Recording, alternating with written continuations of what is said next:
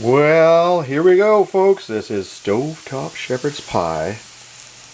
You can see here we got the hamburger done up, fried up in some seasoning, some extra lean ground beef, onions in there, some seasoning mix. We got some corn that I boiled, frozen corn, and some potatoes that I diced up. And I boiled them for a bit. Now they're just frying them to give them just that little bit of extra crispness.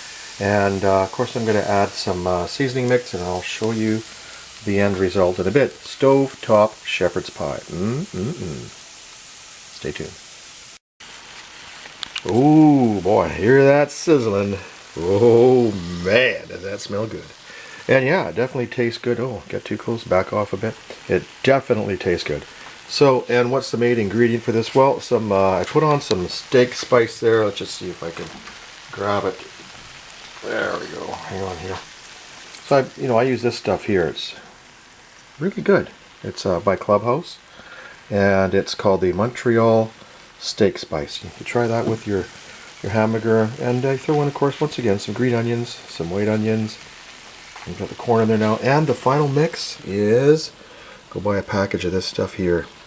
The Shepherd's Pie Mix by Clubhouse. There you go. And you get yourself a really nice meal, stovetop shepherd's pie.